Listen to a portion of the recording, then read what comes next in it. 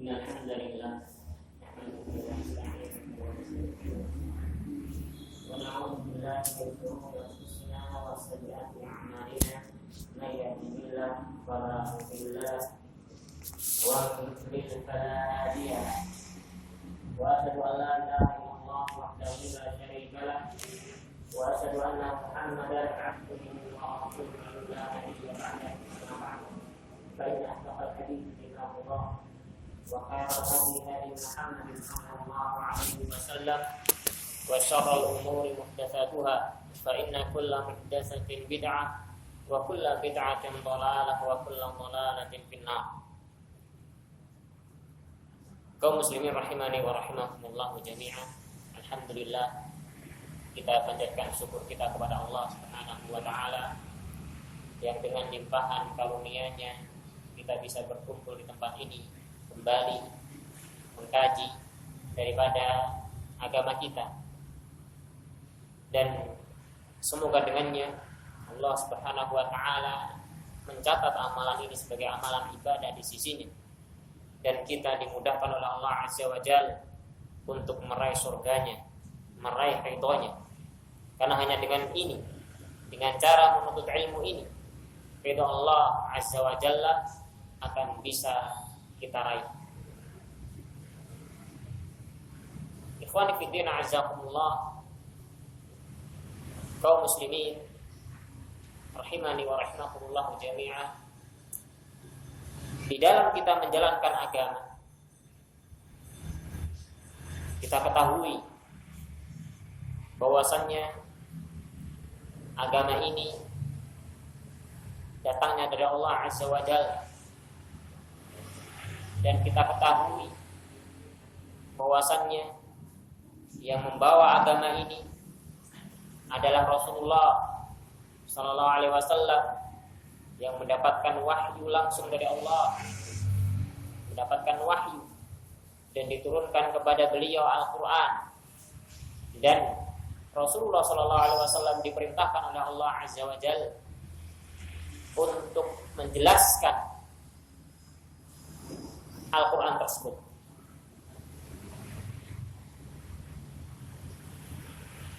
Allah Azza wa Jalla memerintahkan kepada Rasulnya, ya ayuhar Rasul, balligh ma unzila ilaik, fa in lam taf'al fama ballaghta risalata. Wahai Rasul, sampaikan kepada manusia apa yang telah diturunkan kepada engkau. Kalau tidak kau kerjakan, maka sungguh kau telah mengkhianati risalah.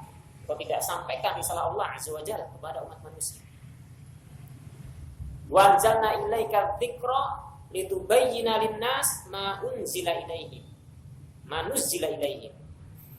Dan kami telah menurunkan kepada engkau adzikra, Al-Qur'an, supaya engkau jelaskan kepada umat manusia apa yang diturunkan oleh Allah kepada mereka. Sekarang pertanyaan, apakah Rasul sallallahu alaihi wasallam kemudian menyampaikan risalah ini ataukah tidak? Menjelaskan kepada umat manusia ataukah tidak? Jawabannya jelas. Ya, pasti dijelaskan oleh Rasul sallallahu alaihi wasallam, disampaikan kepada umat seluruhnya atau sebagian? Seluruhnya. Kita sepakat, ya, kalau ada keraguan-keraguan sedikit saja, maka dia bukan seorang yang beriman. Bahwa seluruh daripada Al-Quran yang diturunkan oleh Allah Azza wa Jalla, dan sampai sekarang Al-Quran tersebut tetap tidak berkurang walaupun sampai penuh, semuanya telah dijelaskan oleh Rasulullah Shallallahu Alaihi Wasallam. Sekarang pertanyaan berikutnya, siapa yang mendapatkan secara langsung penjelasan Rasul Shallallahu Alaihi Wasallam? Para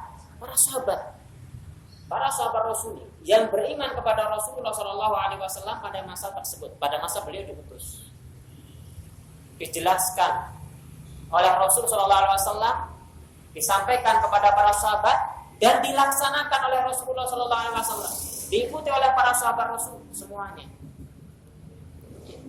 Maka praktek ibadah, praktek muamalah, praktek-praktek yang lainnya, keyakinan, i'tiqadiyah, seluruhnya telah disampaikan oleh Rasul Shallallahu Alaihi Wasallam kepada umat manusia. Yang mendapatkan penjelasan pertama kali adalah para sahabat Rasul.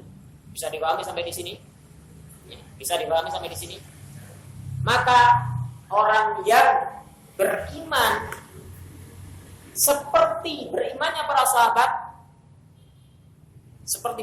sahabat, dia telah mendapatkan daripada kebenaran dan jalan yang lurus.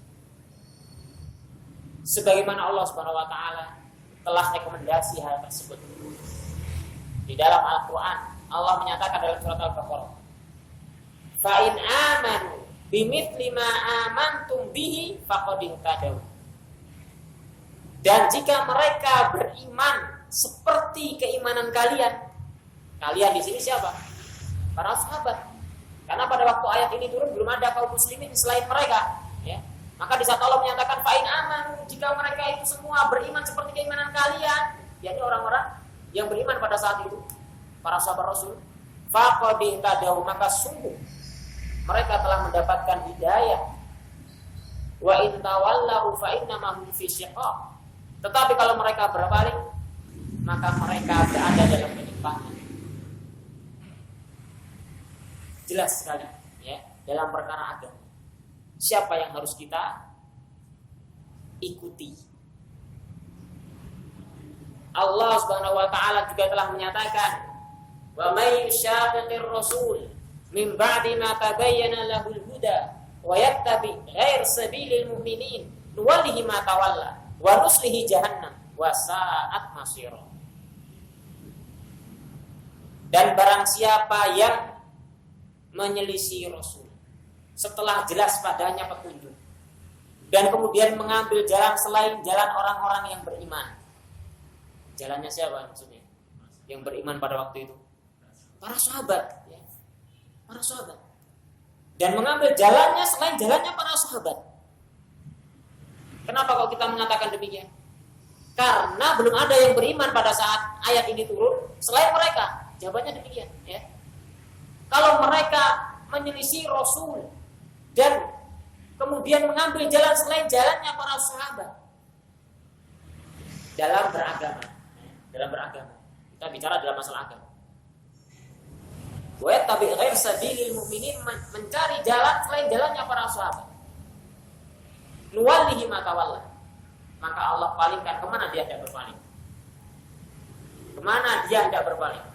Mau mengikuti jalannya orang-orang Syiah, Rafidhah, mau mengikuti jalannya Khawarij, mau mengikuti jalannya liberal, mau mengikuti jalan yang lainnya, nuwallihi ma tawalla, kami palingkan kemana dia tidak berpaling. Wa nuslihi jahannam, dan kami akan masukkan dia ke dalam jahannam. Wa sa'at masira, dan jahannam itu adalah sejelek-jelek tempat kembali.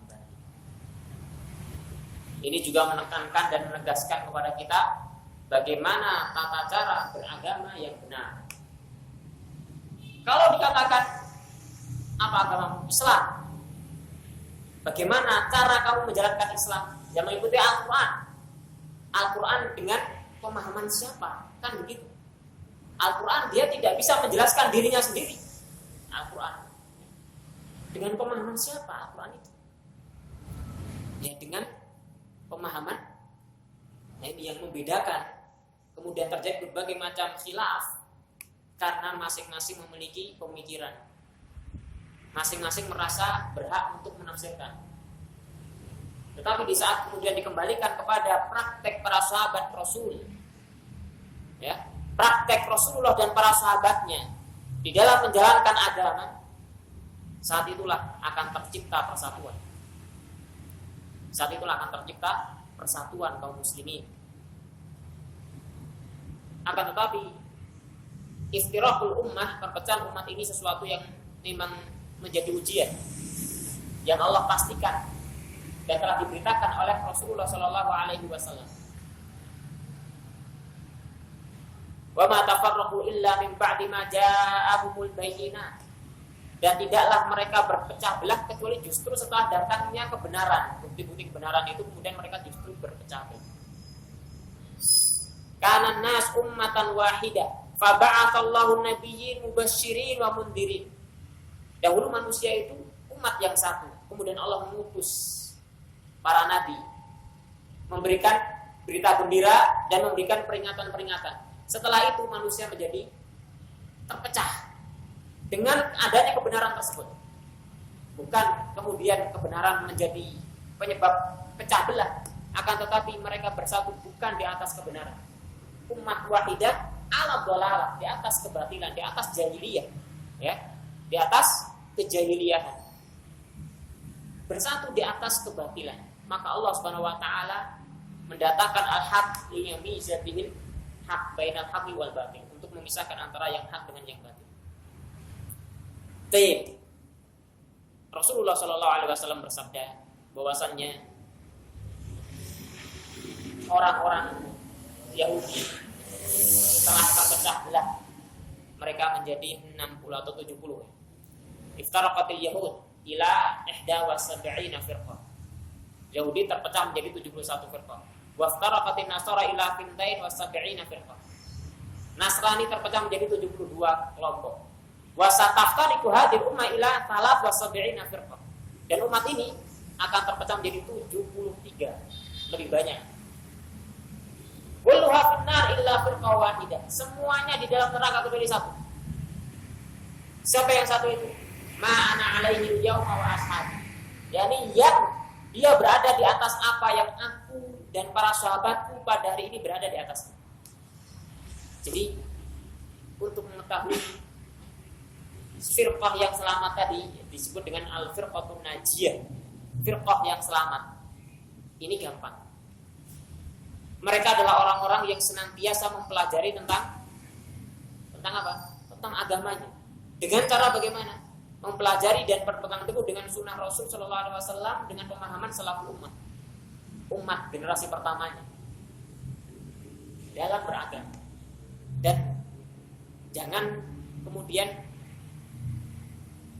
merasa minder dengan sedikitnya jumlah para pengikut kebenaran ini, karena memang demikian. Rasulullah SAW telah beritakan bahwasannya Islam ini dahulu dalam keadaan asing. Inna Islam bada'a ghariban. Islam datang dalam keadaan asing. Wa sayaudu ghariban, dan akan kembali terasing lagi. Faqubalil ghuraba, maka berbahagialah bagi orang-orang yang terasing. Siapa mereka ini? Alladzina yuslihuna ma afsadan nasi min ba'di min sunnah. Yani orang-orang yang melakukan perbaikan-perbaikan dari apa-apa yang telah dirusak oleh manusia setelahku, dari sunnah-sunnahku. Berpegang teguh dengan sunnah Rasulullah SAW. Itu orang-orang yang mereka akan menjadi orang-orang yang selamat. Sekali lagi bahwasannya cara di dalam mempelajari agama atau cara di dalam kita menjalankan agama itu harus seperti apa yang telah dibimbingkan oleh Rasulullah SAW dan para sahabat. Terkadang seseorang dia mungkin bisa bahasa Arab, ya, mengetahui kata daripada satu lafaz dalam bahasa Arab, akan tetapi untuk memahami daripada dalil tersebut tidak cukup hanya sekedar seseorang berbekal dengan bahasa Arab saja. Tidak cukup itu. Ini dibutuhkan padanya penafsiran dari generasi umat pertama agar lebih selamat. Bagaimana mereka menjalankan ataupun memahami ayat-ayat tersebut. Demikian pula sabda-sabda Rasulullah SAW yang disampaikan oleh beliau kepada para sahabat. Bagaimana para sahabat menjalaninya dan memahaminya. Dan walhamdulillah, kitab-kitab para ulama dalam perkara ini mudawwan, ya, terbukukan semuanya. Kita bisa mempelajarinya. Kitab-kitab hadis ada syarah-syarahnya. Kitab Al-Quran ada tafsir-tafsirnya. Ya, tafsir-tafsir yang mereka para ulama mutaqaddimin, mereka model tafsirnya menggunakan ayat dengan ayat. Jadi ayat satu ditafsirkan dengan ayat yang lain. Karena apa yang disebutkan dalam Al-Quran secara global di satu tempat terkadang disebutkan secara rinci pada tempat yang lain.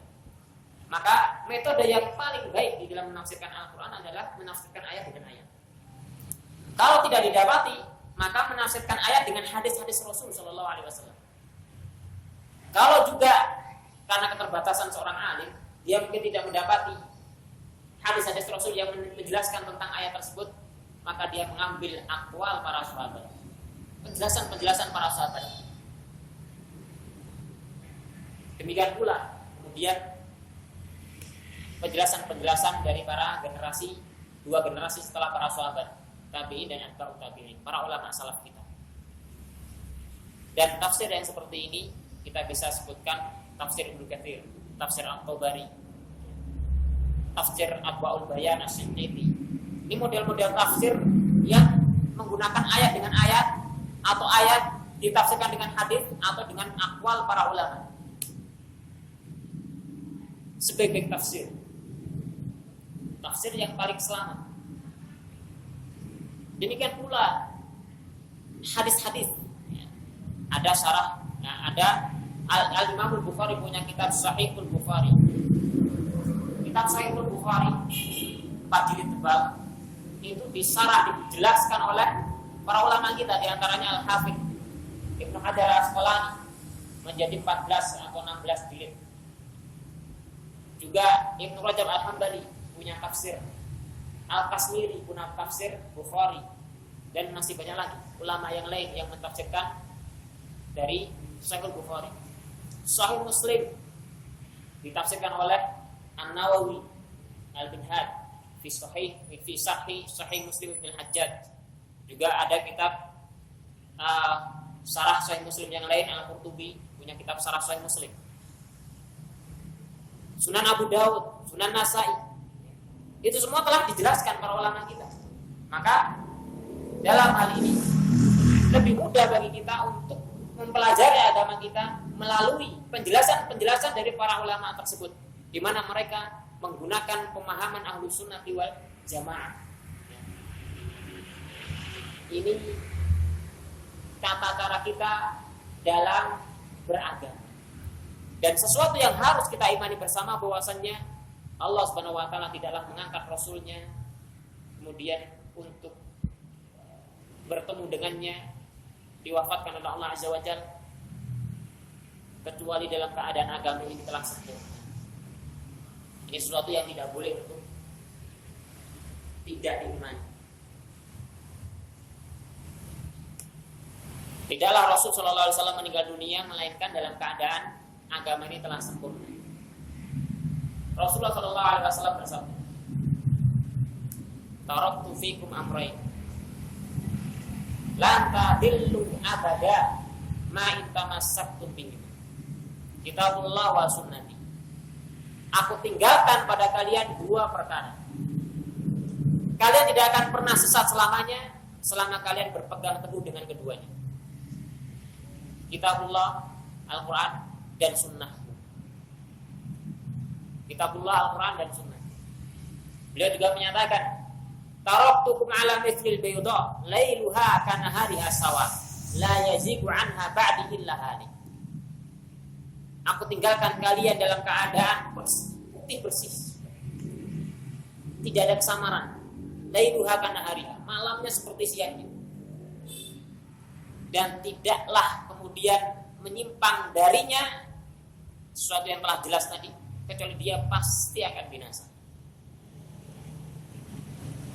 Seseorang yang menyimpang itu karena dia tidak belajar agamanya, ya. Dia mengambil metode jalan sesuatu yang tidak diajarkan oleh Rasulullah Shallallahu Alaihi Wasallam. Dia telah dipersaksikan hal tersebut di dalam Al-Quran akan kesempurnaan agama ini. Allah Subhanahu Wa Taala menyatakan, Al-Yauma akmaltu lakum dinakum wa atmamtu alaikum ni'mati wa raditu lakum al-Islam dinan. Pada hari ini aku telah sempurnakan bagi kalian agama kalian. Aku sempurnakan nikmatku atas kalian dan aku ridai Islam sebagai agama kalian. Sesuatu yang sempurna adalah sesuatu yang tidak butuh kepada apa? Penambahan dan pengurangan. Kalau ditambah ya luber nih. Ya. Bukan lagi sempurna, tumpah. Tetapi kalau dikurangi, ya dia tidak lagi sempurna. Demikianlah Islam. Islam itu tinggal dijalankan. Ya, tinggal dijalankan. Seseorang yang menjalankan Islam tidak dengan ilmu pasti dia akan binasa. Dalam artian pasti dia akan tersesat. Ya. Dia dalam hal ini untung-untungan bermain judi. Ya siapa tahu benar. Kan begitu jalannya. Menggunakan akalnya, menggunakan perasaannya dalam beragama. Banyak perkara-perkara dalam agama ini yang tidak bisa sekedar dengan akal kita. Seandainya akal itu cukup untuk memahami agama, tidak perlu Allah Subhanahu wa taala untuk kemudian menurunkan Al-Qur'an dan mengutus Rasul. Cukup dengan akal-akal manusia. Ali bin Abi Thalib menyatakan laukana din bil aql lakana tahtal khuf ahabbu bil masmin min dhahri. Seandainya saja agama itu dengan akal, tentunya bagian bawah khuf, ya, bagian bawah telapak kaki lebih berhak dibasuh daripada bagian punggungnya. Pernah sholat dengan memakai khuf? Ya, belum pernah ya. Kalau panjenengan memakai sepatu, kemudian hendak sholat, di saat memakainya sudah dalam keadaan suci ya, bersih. Artinya dia berwudu, kemudian setelah berwudu dia pakai sepatu. Kemudian atau dia selesai sholat dalam keadaan masih belum batal wudunya, dia pakai sepatu. Maka waktu datang sholat berikutnya, sepatu itu tidak perlu dilepas. Sepatu itu tidak perlu dilepas. Dia bisa berwudu dengan tanpa melepas sepatunya. Wudunya bagaimana? Ya wudu seperti biasa wudu, hingga di saat sampai pada bagian kaki yang tidak dibasuh, maka dia cukup mengusapnya dengan kedua telapak tangannya, ya, mengusap bagian punggung telapak kaki sini, bagian luarnya. Padahal yang mungkin kotor kan bagian bawahnya, Pak ya, yang menginjak sesuatu di tanah kan bagian bawahnya. Tetapi justru bagian bawah itu tidak disuruh untuk dibasuh. Seandainya saja agama itu dengan akal, tentunya bagian bawah ini yang lebih berhak dibasuh, kata Ali bin Abi Thalib. Lebih berhak untuk dibasuh, tetapi tidak. Maka agama tidak kemudian ya, serta-merta dengan akal. Akal yang sehat tidak mungkin berbenturan dengan agama. Itu sesuatu yang pasti. Hanya saja kemampuan manusia itu akalnya terbatas.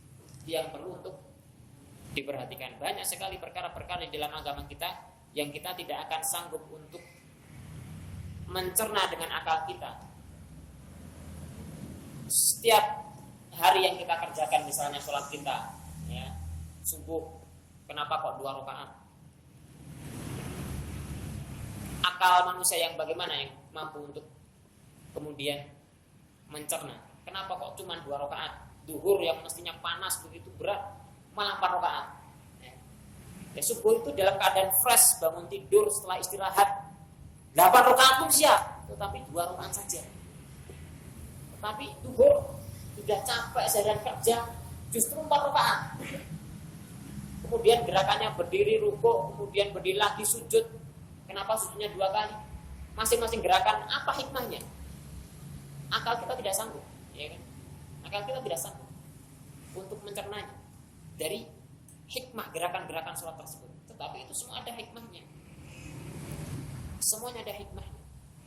Seseorang kentut, ya, batal wudunya. Yang dibasah, maaf ini bukan bagian belakangnya. Yang dibasah ya bagian wudunya kan, wajahnya, tangannya, diusap kepalanya, kakinya. Padahal yang kentut bagian belakang justru tidak diapa-apakan. Coba bagaimana kira-kira bisa mencerna? Tidak bisa. Padahal itu tiap hari kita kerjakan. Banyak perkara dalam agama ini yang tidak bisa kemudian serta-merta mengandalkan akal. Demikian pula ibadah haji. Nanti kalau kita bicara zakat pun juga sama. Zakat itu perkara-perkara, banyak perkara yang kita tidak bisa mencernanya. Kenapa yang diwajibkan zakat hanya benda-benda tertentu? Misalnya seorang petani itu sudah pekerjaannya berat, ya kan? Kemudian setelah panen dia harus mengeluarkan 1/10 daripada hasil panennya, atau 1/5 tergantung daripada pengairannya, ya kan? Petani berat. Tetapi seorang pekerja, pegawai, penghasilannya mungkin puluhan juta dalam 1 bulannya, dia tidak diwajibkan zakat di saat gajian. Tetapi petani di saat panen harus keluar zakatnya. Harus keluar zakatnya. Akal tidak bisa untuk kemudian mampu mencernanya. Bagaimana mungkin ini bahwa petani yang sudah kerja keras luar biasa, capek, di saat kemudian panen keluarkan zakatnya 10%, ya. Kalau dapat 1 ton dikeluarkan harus 1 kuintal.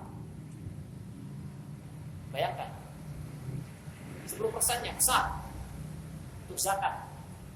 Sedangkan seorang pegawai, ya, dia kerjaannya santai di kantornya, ya, duduk-duduk saja, mungkin sekedar tanda tangan, 20 juta, 30 juta gajinya 1 bulan. Apakah dia wajib mengeluarkan dari gajinya ini? Tidak ada. Tidak dikenal dalam Islam zakat profesi. Tidak ada. Kalau kemudian dengan akal kita, tentu ini lebih wajib daripada, ya, bagaimana mungkin seorang yang demikian tidak keluar zakatnya? Dia wajib mengeluarkan zakat apabila harta tersebut terakumulasi dalam 1 tahun. Terkumpul mungkin dia memiliki uang 1 miliar, maka dikeluarkan 2,5%-nya. 2,5%. Ini dalam Islam. Jadi tidak bisa kemudian dengan mengandalkan akal. Tidak bisa. Baik. Khalifatina azamullah. Dalam perkara ini kita cukupkan apa yang Rasul sallallahu alaihi wasallam dan para sahabat jalani dalam kehidupan mereka. Para sahabat di antara mereka ada orang-orang yang memiliki profesi dengan penghasilan yang sangat tinggi, tetapi tidak dikenal di masa mereka adanya zakat profesi. Abdurrahman ibn Auf, Utsman ibn Affan, orang-orang yang kaya raya, tetapi tidak kemudian mengeluarkan dari hartanya kecuali akumulasi dalam 1 tahun. Harta tersebut mengendap pada dirinya selama 1 tahun baru dikeluarkan zakat. Padahal setiap hari bekerja. Maka sebaik-baik petunjuk adalah petunjuk Rasulullah sallallahu alaihi wasallam dan apa yang dijalankan oleh para sahabat Rasul ridwanullah alaihim ajma'in.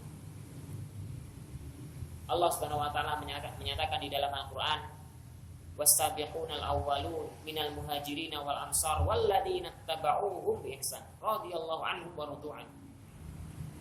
As-sabiqunal awwalun minal muhajirin wal ansar, yakni orang-orang yang pertama-tama masuk Islam yakni dari kalangan muhajirin dan ansar. Ini para sahabat ini, ya, para sahabat Rasul. Walladzina tabauhum bi ihsan, dan orang-orang yang mau mengikuti mereka dengan baik. Perhatikan kalimat ini. Allah sebutkan yang pertama adalah muhajirin dan ansar. Yang kemudian yang kedua setelah mereka adalah yang mau mengikuti mereka dengan baik. Allah katakan radhiyallahu anhum wa radu'an. Allah ridho kepada mereka dan mereka ridho kepada Allah. Pertanyaannya, yang diridhoi oleh Allah itu siapa? Yang pasti mendapatkan ridho Allah siapa? Para sahabat, ya kan? Al-muhajirin wal ansor. Kan begitu. Nah, selain mereka akan bisa mendapatkan ridho Allah apabila mau mengikuti mereka dengan baik. Jelas ini ayatnya dalam surat At-Taubah ayat 100. Bisa dilihat, ya. Walladzina tabauhum bi ihsan, dan orang-orang yang mau mengikuti mereka dengan baik. Radhiyallahu anhum wa radu'an. Allah ridho kepada mereka dan mereka pun ridho. Jadi kalau hendak mengharapkan ridha Allah, ikutilah jalannya mereka. Ikutilah jalan para sahabat. Karena yang Hudzaifah bin Yaman menyatakan, ya ma'syaral qurra, Wahai sekalian para pembaca Al-Quran, istaqimu, istiqomahlah kalian. Wa khudu tariqata man kana qablakum, dan ambil jalan orang-orang sebelum kalian. Ini yang bicara adalah Hudzaifah bin Yaman, sahabat, ya kan? Beliau berbicara kepada manusia setelahnya, wahai para pembaca Al-Quran, ikuti jalan orang-orang sebelum kalian. Siapa maksudnya? Yes, jalannya para sahabat, kan begitu.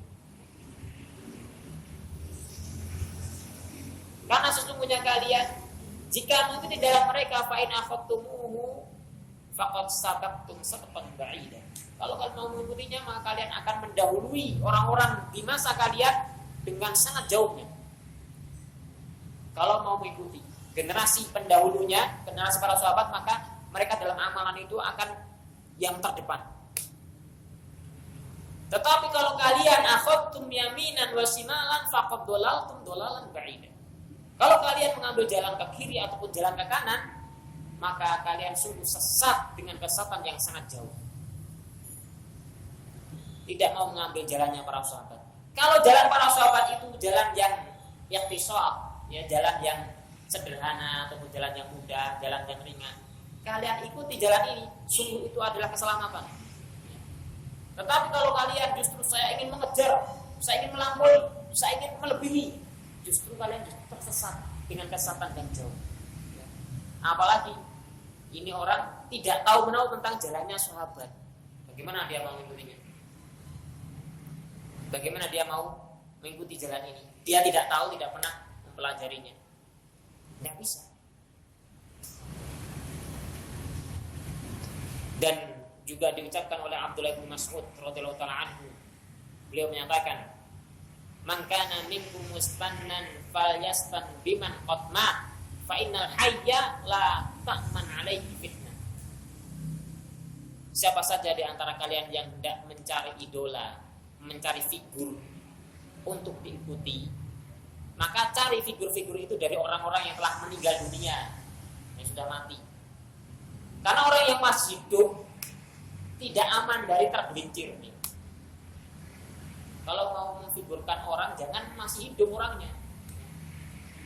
Sesoleh apapun, sebaik apapun, setakwa apapun, dia masih hidup, belum aman dari ketergelinciran. Kalau kemudian kita sudah terlanjur untuk mengkultuskan orang tersebut, ternyata dia menyimpang. Ya, kalau kita selamat kemudian Allah beri petunjuk bahwa orang itu menyimpang, jangan lagi kamu ikuti. Kalau kemudian ternyata hati kita sudah terlanjur gandrung, akhirnya pokoknya sudah, ya. Nah itu gue raisos, gue bahaya. Kita ikut binasa. Maka nanti kemustanan falyastan biman qatma. Kalau mau mencari idola kan orang yang meninggal dunia yang sudah dipastikan keselamatannya, sudah dipastikan keberhasilan dalam agamanya. Selamat dia mendapatkan legitimasi dari Allah Azza wa Jalla. Siapa yang dimaksudkan oleh Abdullah bin Mas'ud? Ulaika ashabu Muhammadin sallallahu alaihi wasallam, abarru hadhihi ummah quluban. Mereka itulah para sahabat Nabi sallallahu alaihi wasallam. Orang-orang yang paling baik hati-hatinya di antara manusia.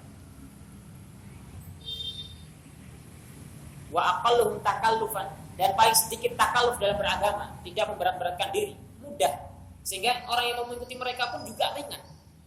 Para sahabat orang-orang yang dalam beragama mudah, tidak kemudian ekstrim.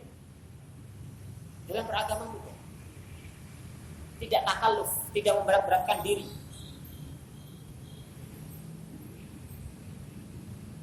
Wa a'maquhum ilman, dan paling dalam ilmunya para sahabat Rasul. Qaumun ikhtarahumullah li suhbati nabiyyi, kaum yang Allah pilih untuk menemani, menjadi sahabat nabinya, wa iqamati dini, dan untuk menegakkan agamanya. Fa'rif wa haqqahum wa tamassaku bihadihim fa innahum ala hudan mustaqim. Maka kenalilah hak-hak mereka dan berpegang teguhlah dengan petunjuk mereka, karena sesungguhnya mereka berada di atas petunjuk yang lurus. Ini para sahabat Rasul.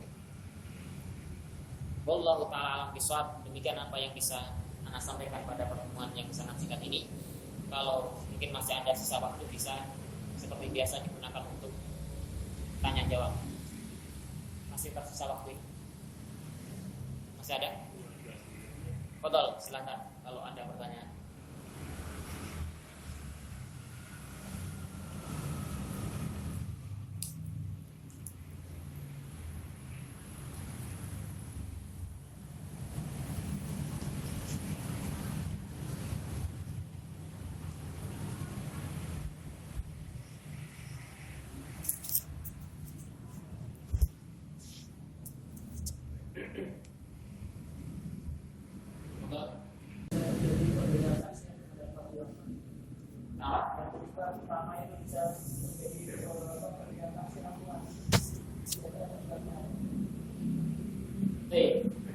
Perbedaan penafsiran dari kalangan para ulama apa penyebabnya? Kalau dari kalangan para sahabat, maka pada hakikatnya bukan perbedaan yang akan tetapi ibarat cara pengungkapan yang berbeda dari kalangan para sahabat, di mana penafsiran dari masing-masing sahabat itu kalau dirangkum menjadi sesuatu yang menjelaskan maksud daripada tafsiran itu sendiri.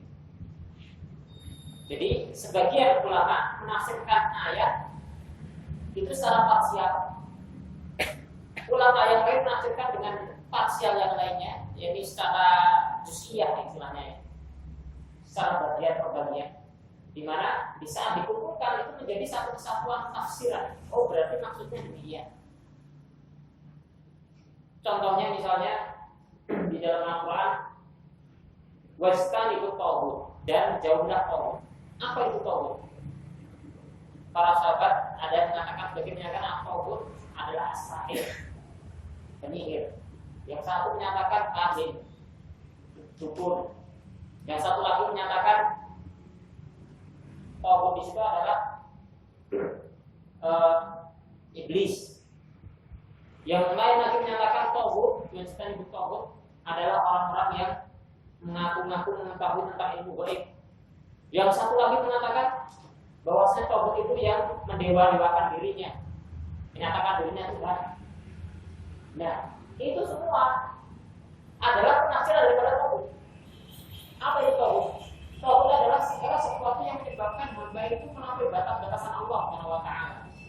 Bisa konteksnya itu iblis, jelas ya akan masuk di dalamnya, ataupun ulama usul, ulama-ulama yang mendewa-dewakan dirinya dan mengajar untuk mengkultus individukan dia, atau kahin, sahir, masuk di dalamnya semuanya. Demikian pula orang yang mengaku-ngaku mengetahui perkara yang gaib, orang-orang paranormal dan sebagainya masuk di dalamnya. Itu semua definisi daripada tauhid. Jadi kalau definisi atau kalau penafsiran itu dari ulama salah, maka kita akan bisa mengetahui sisi kebenarannya. Akan tetapi terkadang memang terjadi khilaf di kalangan para ulama, yang dimana khilaf tersebut ya, tidak sampainya ilmu pada sebagian ulama yang lain. Jadi ulama meskipun dia sudah sampai pada taraf keilmuan yang sangat tinggi, tetapi dia hanya memiliki sebagian ilmu, tidak seluruhnya. Apa yang ada pada ulama ini belum tentu ada pada ulama yang di sini, belum tentu ada pada ulama yang di sana. Sehingga terkadang di saat dia telah mencapai daripada ijtihad, dia seorang mujtahid, ya, dia harus mengeluarkan fatwa dalam satu permasalahan ataupun dalam satu perkara, di mana ilmu sebetulnya sudah ada ilmunya, tapi tidak sampai pada ulama ini, sehingga dia menggunakan ijtihadnya berfatwa. Dan ulama yang di sini dia sampai padanya ilmu, sehingga dia menggunakan ilmu tersebut, sehingga terjadi perselisihan. Mana yang benar tentunya akan kita ketahui di saat yang di sini menggunakan dalil, yang di sini menggunakan ijtihad.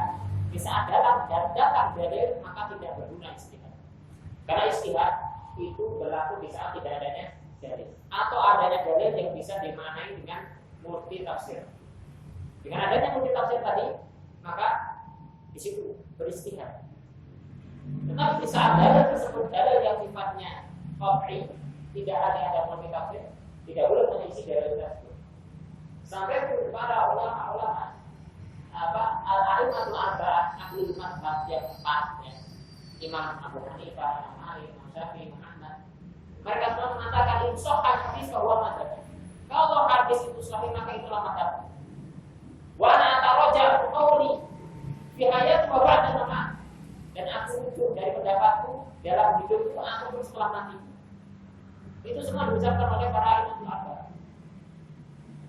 Kenapa Abu Hanifah beliau banyak sekali terjatuh dalam ijtihad yang keliru?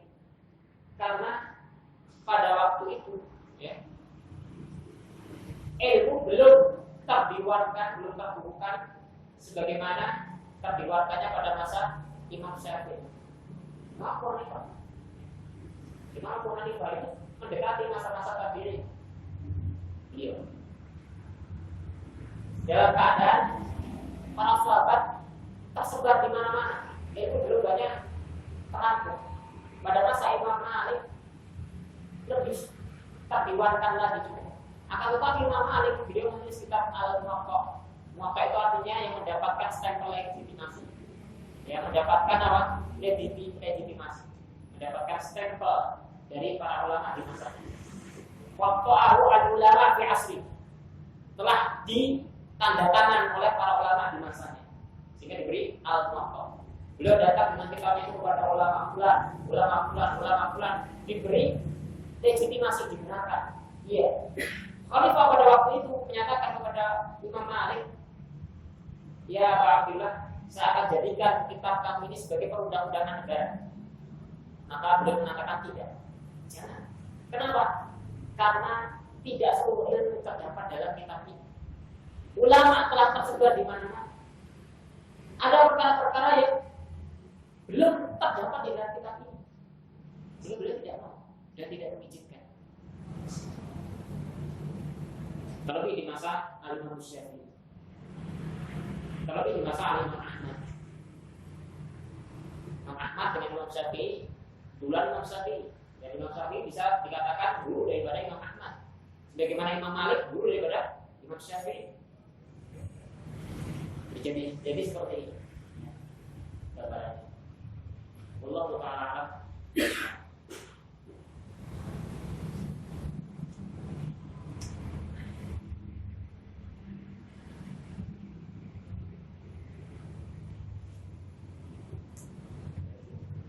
Lalu dalam perkara ini, kalau kita mengetahui adanya satu penafsiran di para ulama, seperti misalnya, ya anak tidak ingin masuk ke dalam ranah politik dalam artian ulama media yang nomor satu itu ya.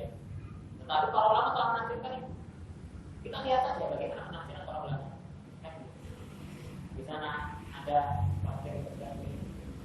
Kita melihat bagaimana tafsir tersebut dalam media ayat 51.